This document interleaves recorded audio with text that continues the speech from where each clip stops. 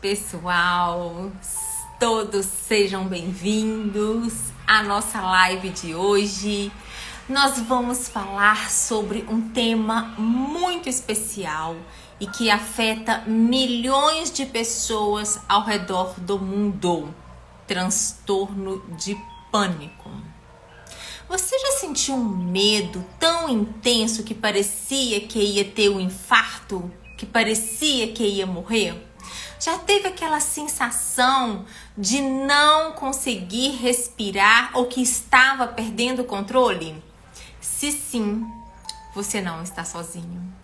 Esses são alguns dos sintomas do ataque de pânico e compreender mais sobre essa condição pode fazer toda a diferença na sua vida ou na vida de alguém que você ama. Então hoje nós vamos explorar juntos esse assunto, como ele se manifesta, o que pode causar esses ataques e o mais importante, como podemos tratar e gerenciar essa condição. Vamos desmistificar medos, compartilhar estratégias de enfrentamento e oferecer um espaço aqui seguro para vocês perguntarem, para vocês falarem, tá? Então prepare-se para uma conversa cheia de informação, de apoio, de esperança. O meu objetivo aqui é fornecer conhecimento e recursos para que todos possam viver uma vida tranquila, uma vida equilibrada, mais saudável, sem o peso da ansiedade.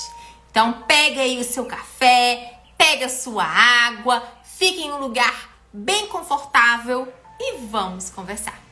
Se você conhece alguém que poderia se beneficiar com essa live, não hesite em apertar esse aviãozinho e enviar o link para essa pessoa se beneficiar também. Estamos aqui para aprender juntos.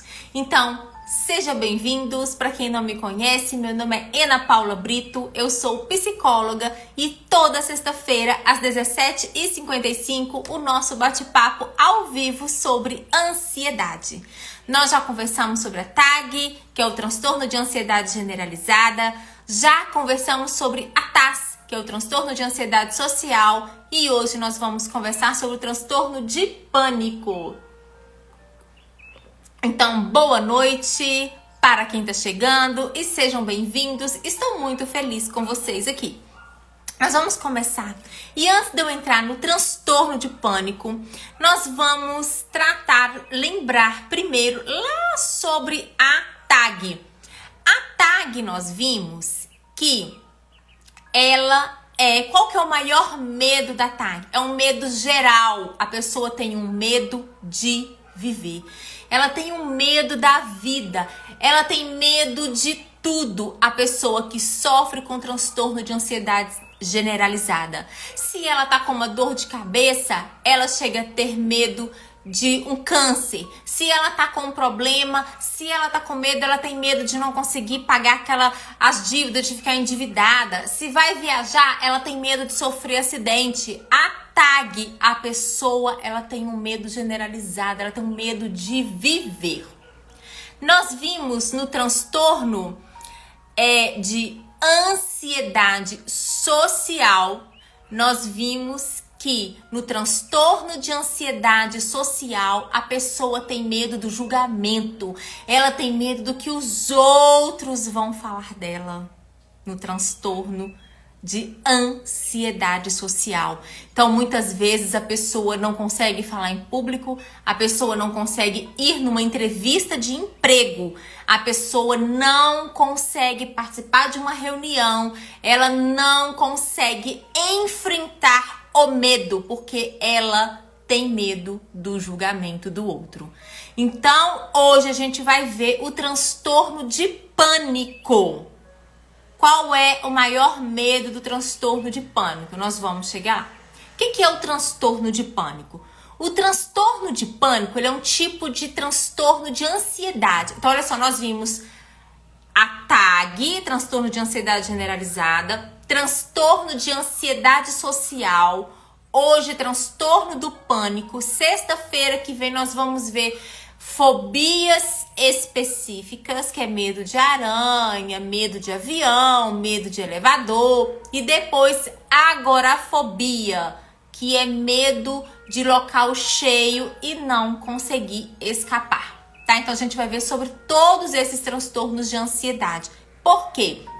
Quanto mais conhecimento eu tenho, mais eu posso identificar, não para me autodiagnosticar, não, mas para eu entender o que eu estou passando, ou algum familiar, ou algum amigo, e poder auxiliá-lo a buscar ajuda. Somente um psicólogo ou um psiquiatra que pode fazer o diagnóstico de algum tipo de transtorno de ansiedade, beleza? Então, o transtorno de pânico é um tipo de transtorno de ansiedade caracterizados por ataques de pânico esperado e inesperado. Então, os ataques de pânico do transtorno de pânico pode acontecer de forma esperada e de forma inesperada, tá?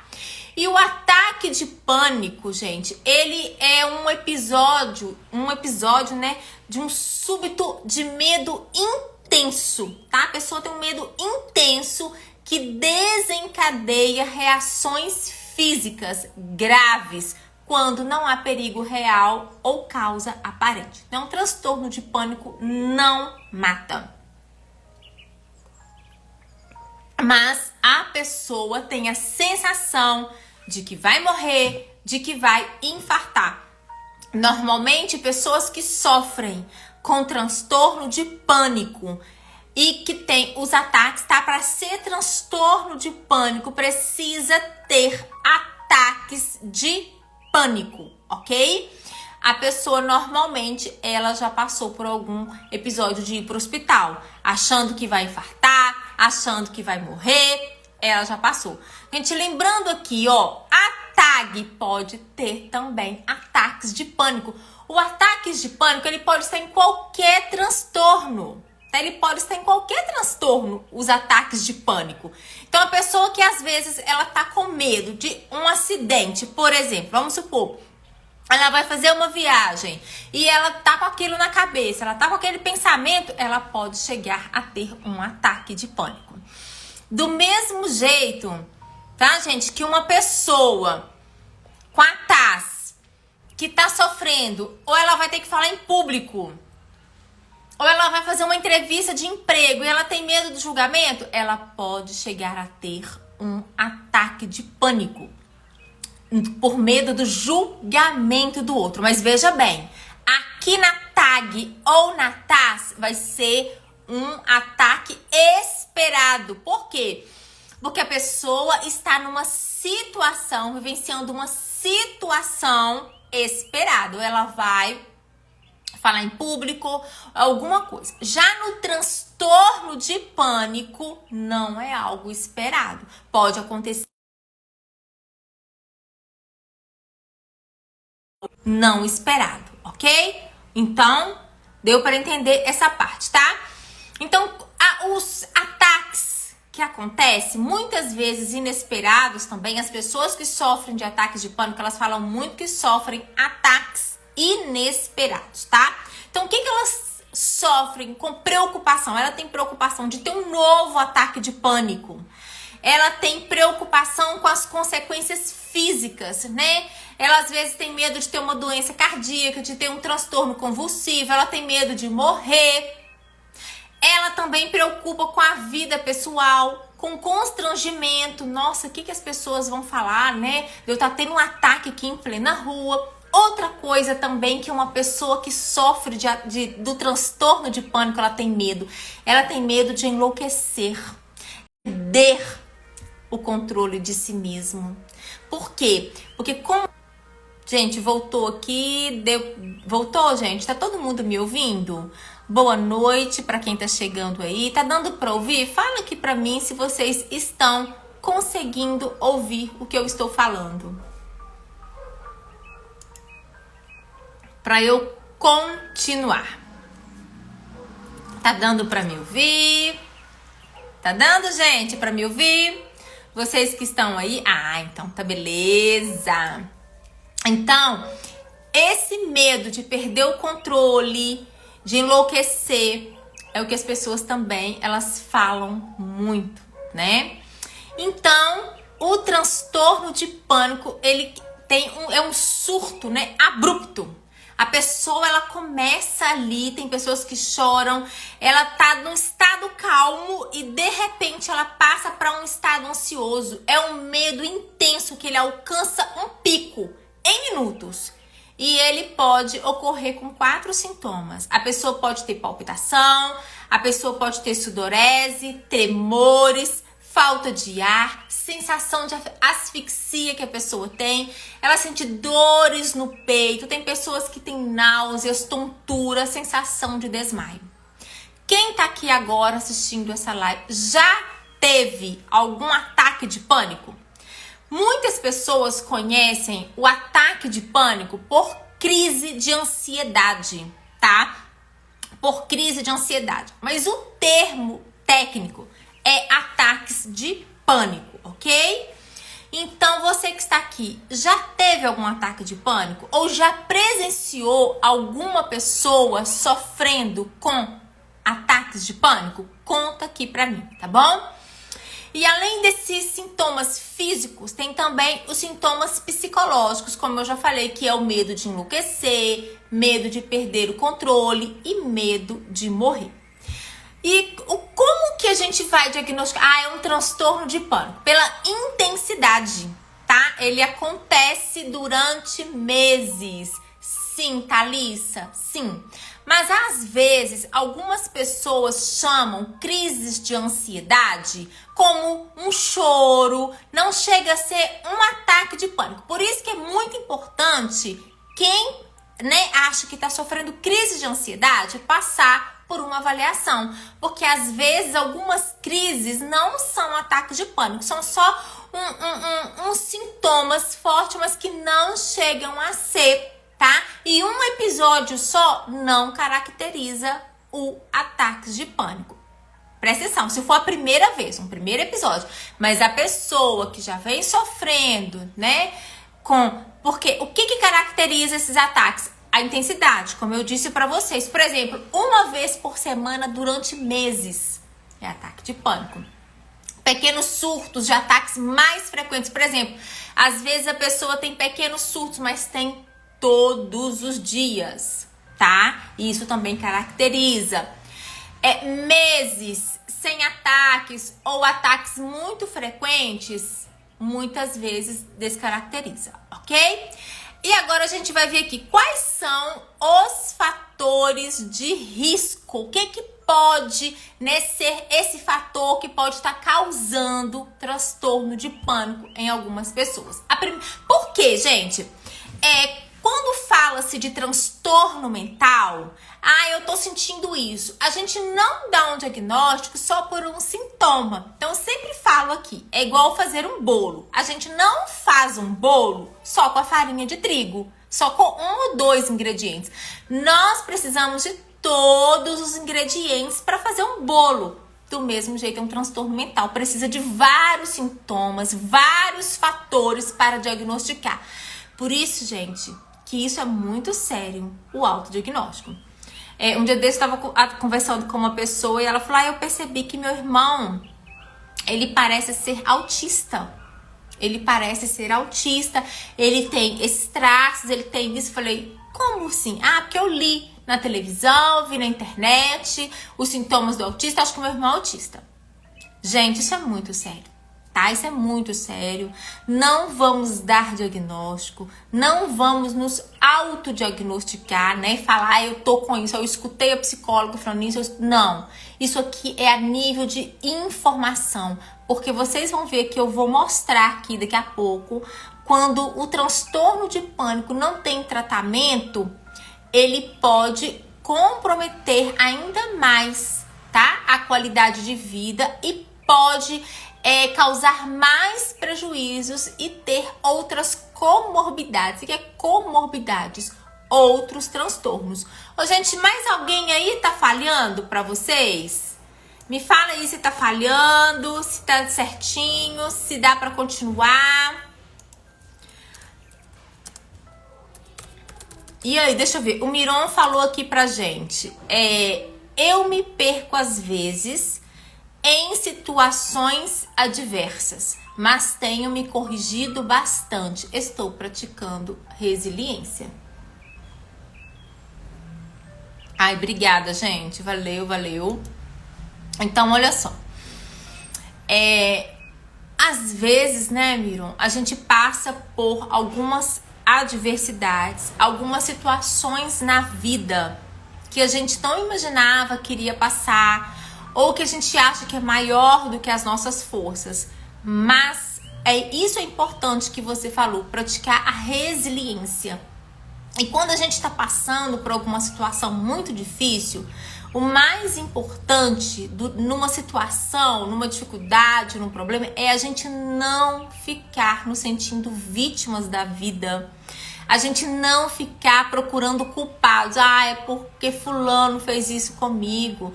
Ah, porque a minha vida só acontece isso. Não, a resiliência, ela é isso. A resiliência é você passar por uma situação, passar por um desafio, ok. Eu tô passando por isso aqui. O que eu posso fazer para melhorar? É você focar na ação da melhora. O sentimento de vítima é você pensar no problema. Então, quando a gente só fica pensando no problema, só pensando no problema, a gente não sai do lugar. A gente não cresce, a gente não aprende e o problema não vai embora. Então, toda situação que você passar na sua vida, seja o que for, mesmo que seja alguém que fez alguma coisa com você e que te decepcionou, o que eu posso fazer para melhorar? Qual o aprendizado que eu posso tirar dessa lição? Porque ficar ruminando o passado só vai fazer você sofrer ainda mais, tá? Então, os fatores de risco para o transtorno de pânico por exemplo, familiar que já tem transtorno de ansiedade, ou um transtorno depressivo, ou bipolar. Isso pode aumentar o risco, tá bom? Fatores ambientais, como experiências traumáticas, estresse, eventos da vida significativas. Tem aquelas pessoas, gente, que muitas vezes ela tem aquele afetividade negativa. Tudo dela ela passa pro negativo. Tudo dela, ela, ai meu Deus, nossa, tá calor, ela, que ruim, tá quente demais, tá frio, nossa, que frio, que ruim, tá chovendo, piorou. Tem pessoas que tudo tá ruim. Tem pessoas que tudo é negativo. Tem pessoas que reclamam de tudo. Tem pessoas que são pessimistas. Esses tipos de pessoas, elas têm mais tendências a ter transtornos de ansiedade e transtornos depressivos. Por quê? Qual é a característica dos transtornos de ansiedade? São pensamentos negativos. Então, olha só, é o medo de morrer, é o medo do julgamento, é o medo de enlouquecer. É tudo voltado para o negativo. Entende, gente? Então, pessoas com essa afetividade negativa, ela tem mais propensão de ter esses tipos de transtorno. Pessoas que têm muito medo, pessoas que não conseguem enfrentar medo. Essas pessoas, elas podem, ter uma tendência a ter mais transtorno. Outra questão também, gente, experiências infantis de abuso sexual, de abuso físico, crianças que passaram, tiveram pais muito protetores, de controle, muito autoritarismo, fumar, estressores, às vezes nos meses anteriores passou por problemas muito estressantes. Então, tudo isso é um fator de risco que pode ocasionar transtorno de pânico.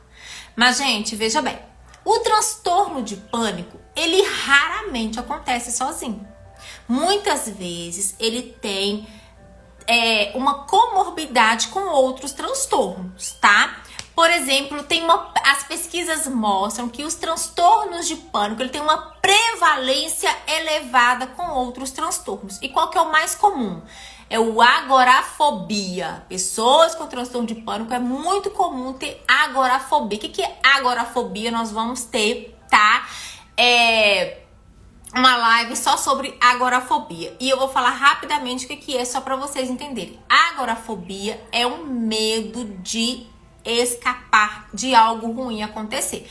Por exemplo, eu não vou naquele show, porque se acontecer alguma coisa, eu não vou conseguir escapar. Eu não vou naquele jogo de futebol, porque lá é tudo fechado, e se acontecer alguma coisa, eu não vou conseguir escapar. Esse é a agorafobia, tá? Então, muitas pessoas que têm transtorno de pânico, ela pode ter esse transtorno de ansiedade, agorafobia, depressão maior, transtorno bipolar, pode ter transtorno leve por uso de álcool, tá, gente? Então, veja bem, como que começa esse transtorno, ataque de pânico? A pessoa começa sentindo alguma sensação física da ansiedade, algum sintoma, alguma coisa. E o que acontece quando a gente fica ansioso? A gente tem uma interpretação de perigo. A gente acha que algo ruim pode acontecer. Então, a primeira interpretação catastrófica. Eu vou morrer, eu vou ter um ataque. Aí começa a aumentar a hipervigilância, aí aumenta o medo e a ansiedade. Então ela entra num ciclo, né? O primeiro ataque, ela entra na sensação física, ela interpreta um perigo e vem o medo da ansiedade. E por que ela não consegue sair desse ciclo, né? Vira um ciclo o ataque de pânico. Por quê? Porque ela tem a sensação física, ela interpreta o perigo e aumenta. Aí ela fica nesse ciclo. Tô sentindo. Ai, meu coração vai parar. Eu tô com medo. Aí ela interpreta, eu vou morrer. Eu vou perder o controle. Eu não vou aguentar. Eu vou infartar. Aí aumenta a ansiedade. Aí a ansiedade chega num pico. Aí a pessoa vai ficando com falta de ar. A pessoa vai suar. A pessoa vai interpretar um pico. E aí vira um ciclo. Vira um ciclo. Aí aquele ataque pode durar de minutos, de segundos a quase 1 hora. Entende? Então, vira um ciclo. Se a pessoa não conseguir fazer alguma coisa, esse ciclo vai continuar. A pessoa não vai conseguir sair desse ciclo. Entendeu, gente? E eu vou falar como sair desse ciclo aqui, porque é possível, tá? Vou falar o tratamento para poder conseguir aliviar esses ataques de pânico, ok? Então, veja bem, o que é comum uma pessoa com transtorno de pânico? Quais são os tipos de pensamentos que uma pessoa... Oi, querida, gente, uma amiga psicóloga, Renata, maravilhosa. O que é comum os pensamentos da pessoa com transtorno de pânico, gente? Ela sempre pensa em algo ruim vai acontecer. Ela pensa, devo estar enlouquecendo. Olha os tipos de pensamentos. Lembra que eu falei aqui que as pessoas que sofrem com transtornos de ansiedade, ela costuma ter uma afetividade negativa? Sim, pensamentos também negativos. Vou perder o controle, vou ter um ataque cardíaco, vou morrer, vou vomitar, vou desmaiar. Nossa, devo ter um tumor cerebral, vou ter um AVC. Né? Esses são tipos de pensamentos. Vou me engasgar e morrer, estou ficando cego, estou perdendo o controle, estou agindo feito um bobo, posso me machucar, vou gritar, estou com medo demais para me mexer. Então isso são pensamentos comuns da pessoa que sofre com transtorno de ansiedade. Então por isso que quando eu falo aqui, gente, transtorno de ansiedade, ele é mais comportamental. Porque vamos supor que você está sofrendo com vários transtornos, você vai lá, o psiquiatra te passa um comprimido. Ok, o comprimido vai te ajudar naquele momento. Mas se você não fizer um trabalho de mudança comportamental, às vezes é uma crença, um pensamento que você já tem há muito tempo, para mudar esses pensamentos, você vai ficar tomando esse remédio pro resto da vida e não vai passar. Então, somente com mudança comportamental é que você vai conseguir mudar esses pensamentos. Então, por isso que tratamento de ansiedade, tratamento para depressão é mudança comportamental. Alguns casos vão precisar de medicação, sim, vão precisar. Mas tem jeito de fazer um tratamento começando sem medicação. Porque se você muda esses pensamentos, você consegue não ter ataques de pânico. E é super possível, tá, gente? Não viver sem ataques de pânico. E além desses pensamentos, vem os comportamentos. Olha o que o Miron perguntou. O tratamento de transtorno de pânico, ele tem que ser atrelado com psiquiatra e com psicólogo? Sim. De todos os transtornos de ansiedade, depressivo, tudo precisa dos dois profissionais. Lembra que eu falei aqui também da TAG, que é o medo de viver, da TAS, que é o medo do julgamento do outro? Por quê? O que acontece no nosso comportamento? A gente cria um comportamento de evitação. Então, por exemplo, se eu tive um ataque de pânico num ponto de ônibus, eu não vou mais querer andar de ônibus. Ou dentro do ônibus, se eu tive um ataque de pânico numa fila de um supermercado lá do caixa, eu não vou mais, eu vou evitar. Por quê? Porque eu vou ligar aquele local que eu estive com um ataque de pânico. Eu não vou lá porque senão eu vou ter um ataque de pânico. Se eu sair à noite para uma festa com os amigos e tive um ataque de pânico, o que eu vou fazer? Eu vou parar de ir. Por quê? Porque senão eu vou ter um novo ataque de pânico. Então, o que a pessoa vai fazendo? A pessoa vai eliminando, evitando situações para não ter novo ataque de pânico. E o que acontece quando as pessoas vão tendo comportamento de evitação? A pessoa vai se deprimindo, porque a vida acontece social. A vida acontece com o outro. Quem só fica isolado em casa não cresce, não consegue ser feliz. Ninguém é feliz isolado. E por isso que é importante o enfrentamento. Mas se eu não tiver um amparo profissional, eu não vou conseguir enfrentar. Se eu não tiver alguém que me ajude ali, me ensina em estratégias de enfrentamento, eu não vou conseguir. Por quê? Porque existem estratégias para enfrentar. Entende, gente? Tá dando para entender? Deu para entender essa questão do transtorno de pânico? Por que ele se mantém? O que eu preciso fazer? Esses tipos de pensamentos que vêm na nossa cabeça, por que a gente evita? Por que a pessoa evita? Porque ela tá tentando, não vou lá porque eu vou ter um novo ataque. Não vou fazer. Do mesmo jeito é a pessoa com transtorno de ansiedade social.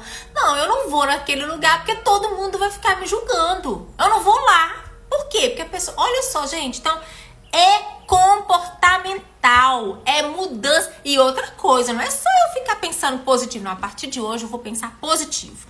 Vou pensar positivo. Não é só pensar positivo. Eu preciso entender o que está por trás. O que está me levando a isso para poder ter uma estratégia para mudar. Então, por isso que sozinho...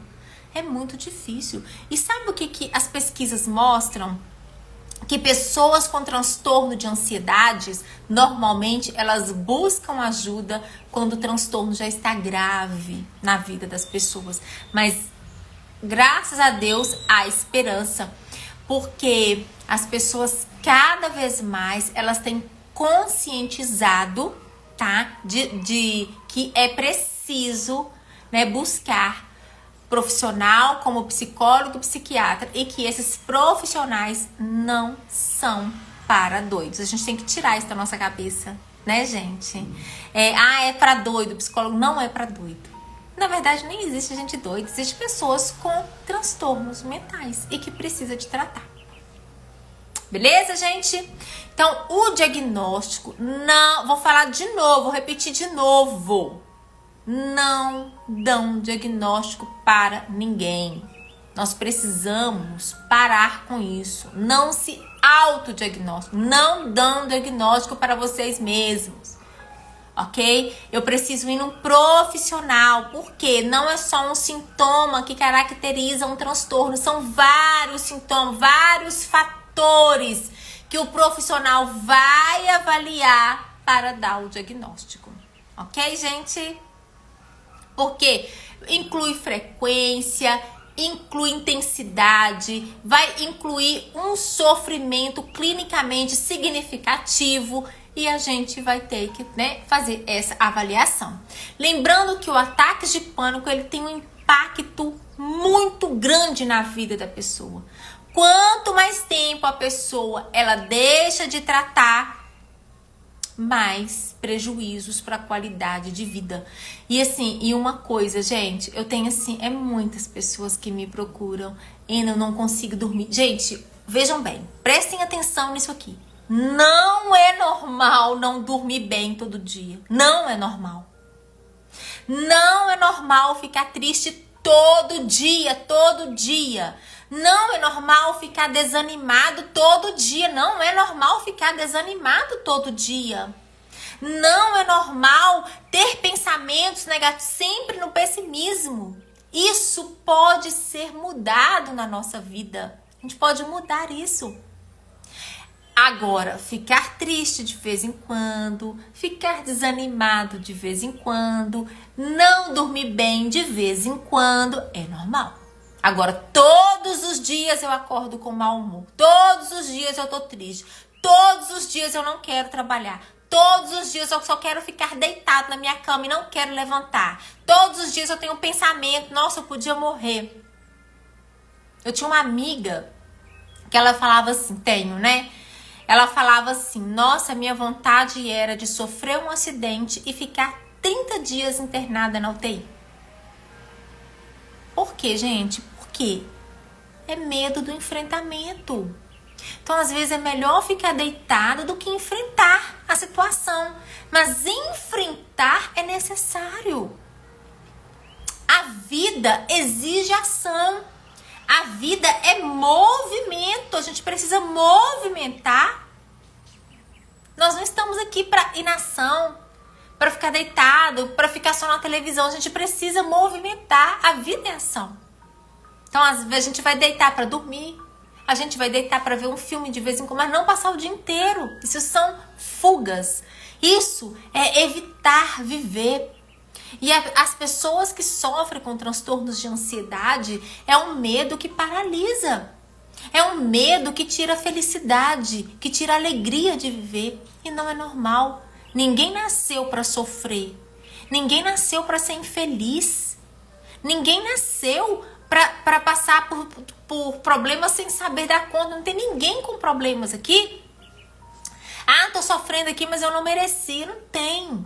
Então, todos nós estamos no lugar certo, no momento certo, passando pelo que precisa passar para nos fazer crescer.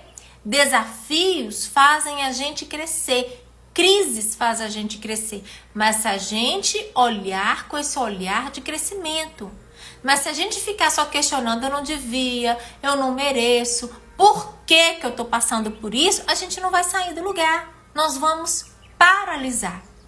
Então, qual que é a prevenção? Como que eu posso prevenir transtorno, qualquer tipo de transtorno mental?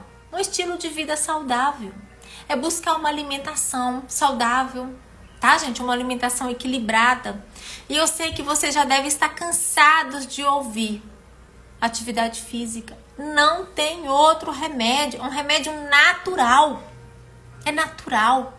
Levantar, fazer uma caminhada. Gente, o quanto uma caminhada ajuda a gente no humor, nas nossas emoções, a dormir bem. Quem aqui dorme bem? Me conta, quem aqui dorme toda noite bem? Gente, eu não posso reclamar. Eu deito na cama, 10 minutos, eu apago. Graças a Deus, nunca tive problema. Eu tive alguns momentos que eu tava passando por algum problema e que eu não dormi bem, mas isso é raro. Eu sempre, desde menina, eu lembro até hoje, eu sempre gostei de deitar cedo, gente, sempre. Eu lembro que na minha juventude, nem na minha juventude eu fui essa jovem de querer passar a noite fora, eu nunca aguentei. Eu sempre quis dormir. Então, é isso, é a gente valorizar um estilo de vida saudável, focar no estilo de vida saudável. Aí tem gente que fala assim, Mas na minha casa é tão difícil, todo mundo dorme tarde. Ah, na minha casa a alimentação é assim.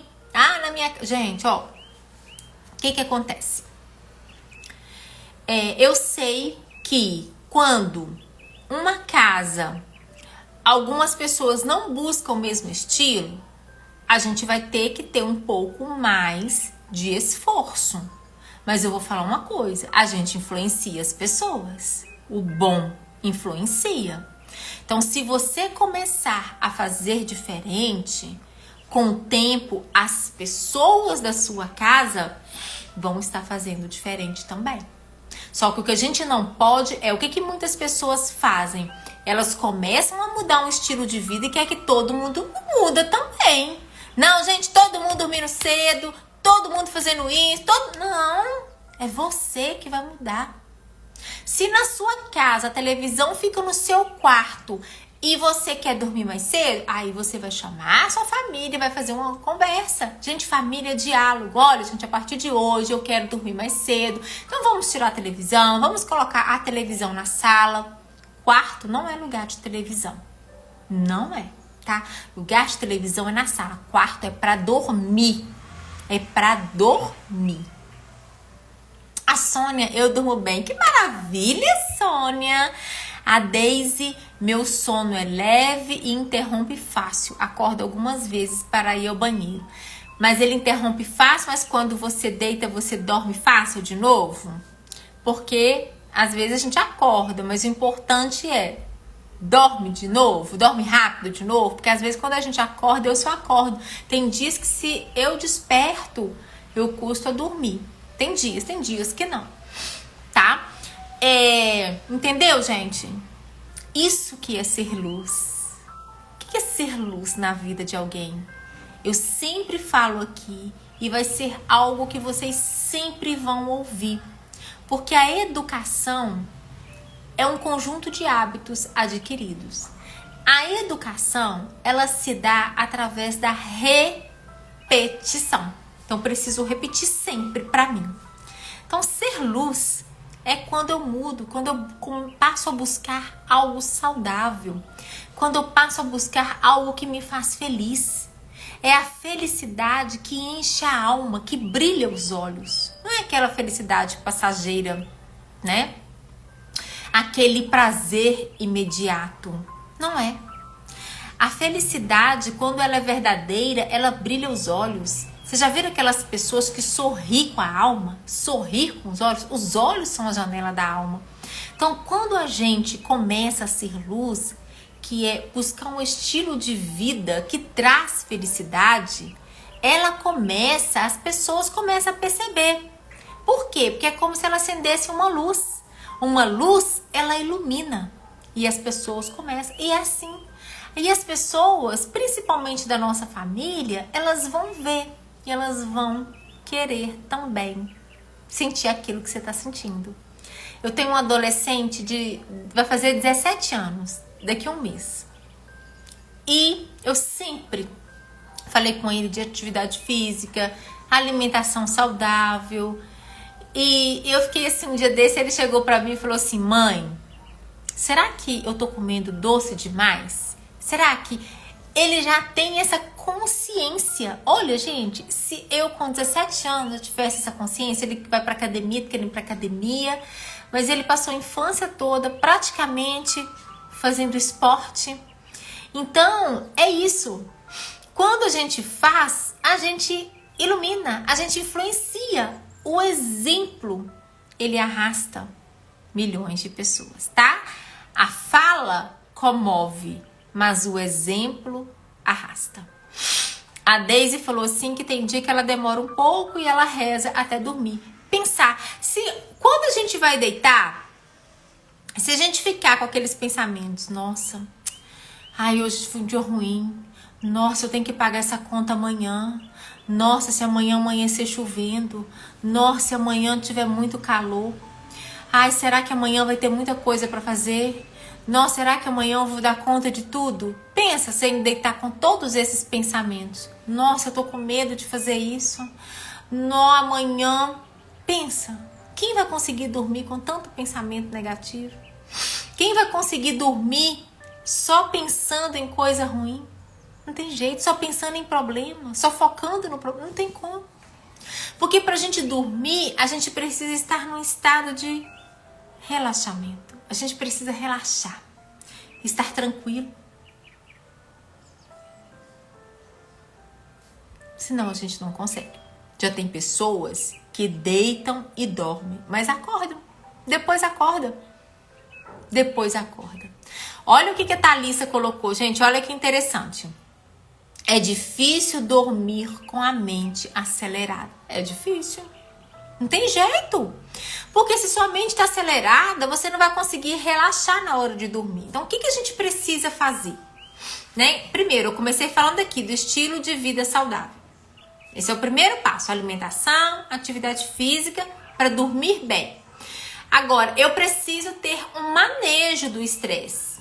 Então, o que eu preciso fazer durante o dia?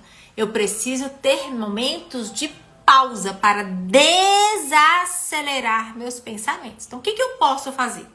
Vou dar algumas coisinhas. Por exemplo, eu posso pegar... Vocês estão escutando uma música aqui no fundo? Tá dando para ouvir? Peguem uma música instrumental, sem letra, para facilitar, e coloca. E se permita ouvir essa música por uns 3 minutos. O seu pensamento vai voar. Vai voar. O que você vai fazer? Você vai trazer ele para a música. Ele vai voar. Você vai trazer ele de volta. E você vai tentar prestar atenção na música. Quando você for almoçar ou tomar um café, o que você vai fazer? Respira, gente. Respiração profunda. Contando até 4, segura, conta até 4 e solta contando até 4. Faça isso todos os dias, pelo menos 4 vezes. Quando você for comer, ou você for ouvir a música, se for fazer um trabalho, isso chama atenção plena, respira. Aí quando você for tomar o seu café, o seu almoço, tenta trazer o seu pensamento para aquilo que você está fazendo. Então você vai sentir o gosto da água. Aí você vai pensar naquilo que você está comendo ou tomando. Nossa, essa água tá meio quente. Eu tava com muita sede. Aí essa água saciou a minha sede. Ah, não, saciou, vou ter que tomar mais um pouquinho. Aí você vai comer. Nossa, essa comida tá gostosa, tá saborosa, tá macia.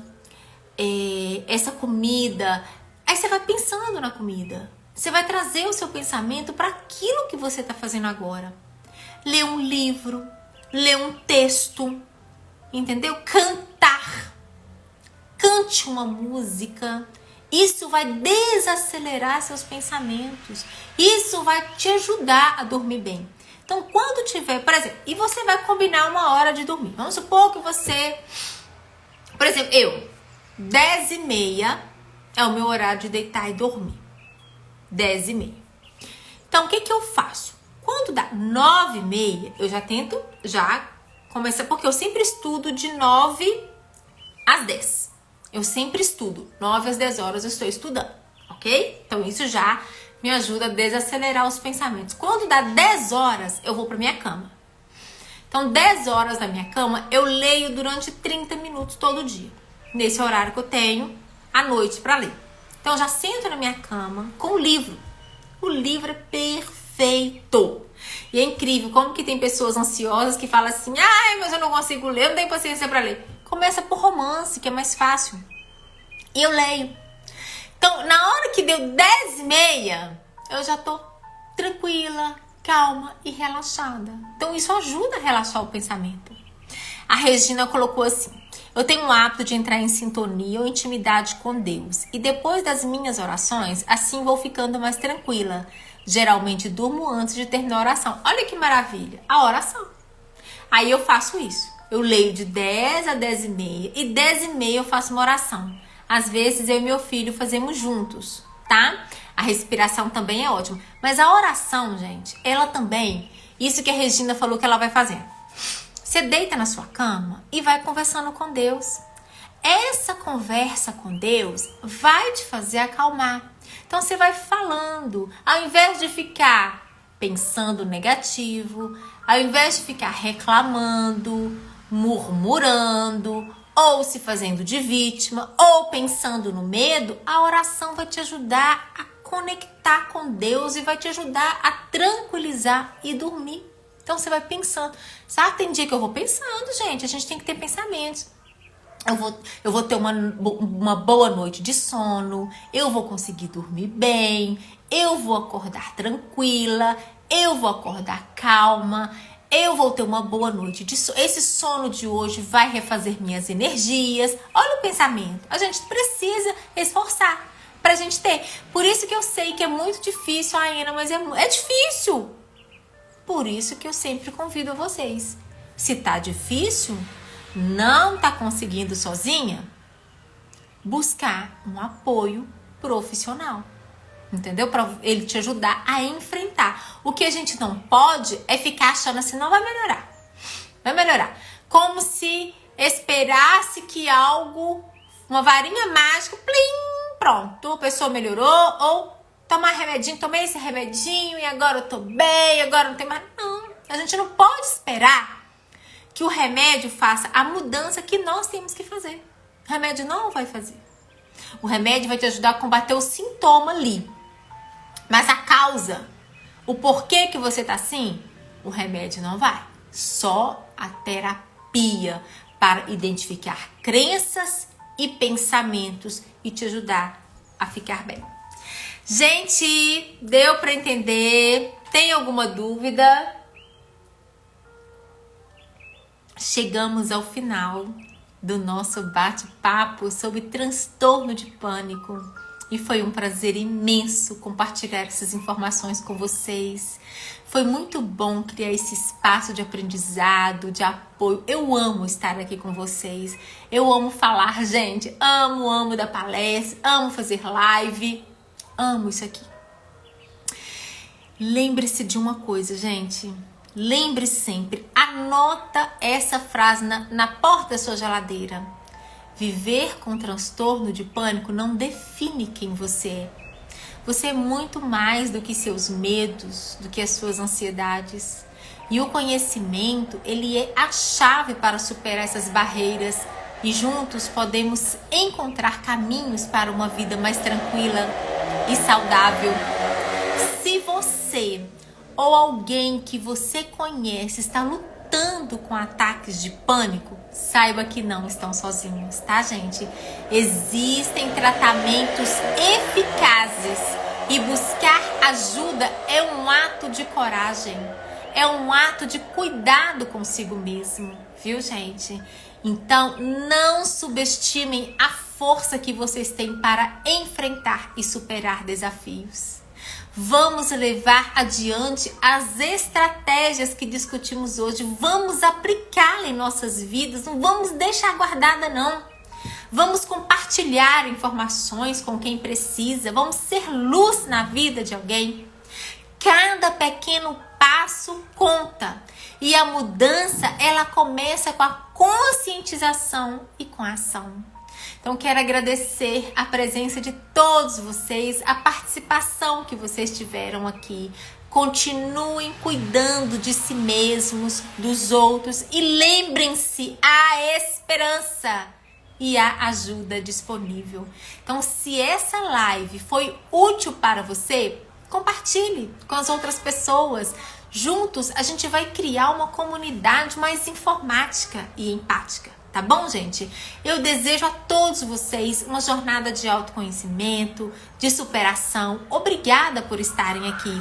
Lembrando que segunda-feira nós temos Café com Cuidado às 6h55 da manhã e nós vamos conversar sobre alcançando mais amor próprio. Precisamos alcançar mais amor próprio. O amor próprio ajuda, sabia, gente? Que o auto-amor, ele é a chave para lidar com a ansiedade? Isso mesmo. E na sexta-feira que vem vai ser o transtorno de ansiedade, fobias específicas. Espero vocês aqui. Um grande beijo e um excelente fim de semana para vocês. E se precisar de ajuda, não hesite em me procurar. Eu estou aqui para vocês. Tchau, tchau, gente!